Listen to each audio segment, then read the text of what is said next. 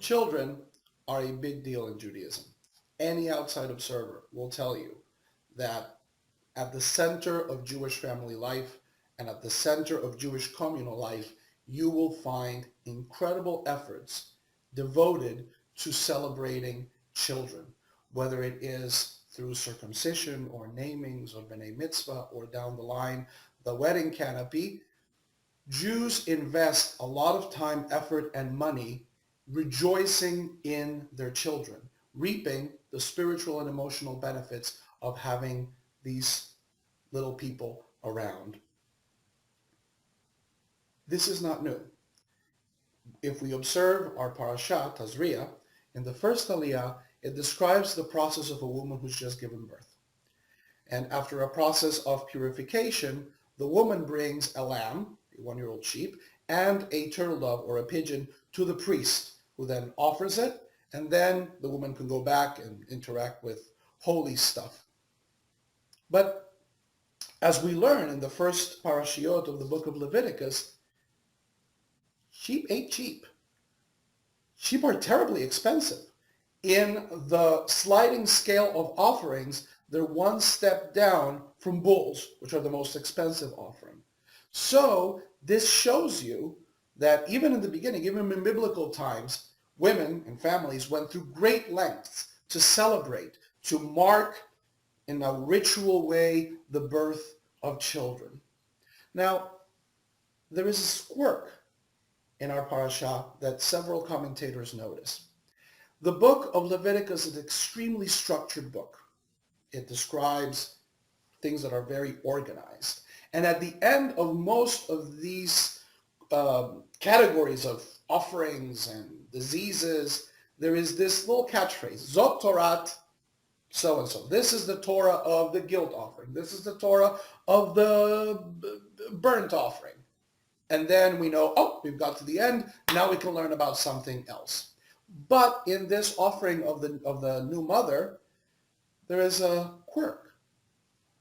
In verse 7, it says, he, we're talking about the priest, shall offer it, the sheep and the bird, before the Lord and make expiation on her behalf. She shall then be pure from her flow of blood. Such are the rituals concerning he who bears concerning her who bears a child, male or female. Zot Torat hayoledet lezachar o nekeva. According to the rules, the literary rules of Vayikra, oh, good, we stop. Now we have a different thing. But the text continues. If, however, her means do not suffice for a sheep, she shall take 2 turtle doves or 2 pigeons, one for a burnt offering and the other for a purification offering. The priest shall make expiation for her behalf, and she shall be pure. Now we hit return, and we start talking about sara'at, leprosy, or whatever sara'at is on the skin. This is very odd. This chapter should end with Zot Torat hayoledet. Why do we have this very normal in Leviticus scale of economical possibilities not given within the Torah of the Yoledet? And several of the commentaries try to justify it and end up actually presenting quite a negative view, saying that really, well, we should all be rich and we should all really rejoice in our children the proper way.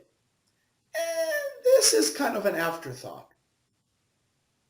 Now, that it is kind of shocking doesn't mean it's not true.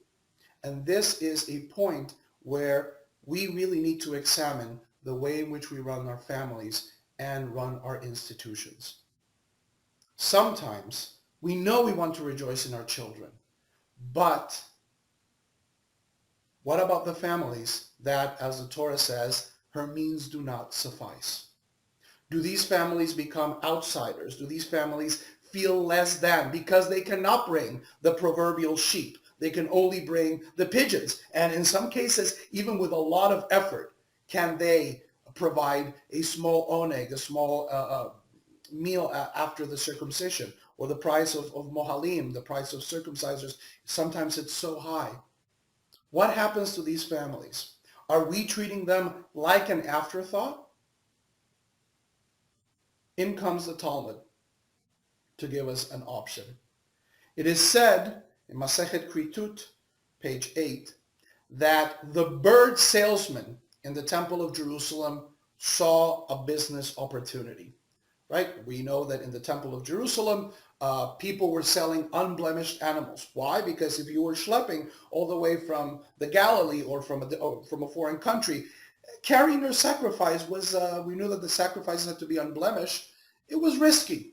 So it's just easier to get some money, make the trip, and then buy a nice fresh animal at the entrance of the temple. But the pigeon sellers were hiking up their prices. What was the rabbinic reaction? The rabbinic reaction of Rabbi Shimon ben Gamliel was to say, you know what? If a woman has 5 children, she only needs to bring sacrifices for the first one. The rest are optional. Rabbi Shimon ben Gamliel saw that there was a conflict between this need, this desire to express the joy for our children and the affordability of Jewish life. And he intervened boldly by saying, we need to open a space in our communities for celebration that doesn't require the extravagant standards of those who can afford it. So, my friends, may we all merit an age in which we as rabbinic leaders have the courage to make Jewish life affordable for all, but also have communities that have the courage to demand that from us.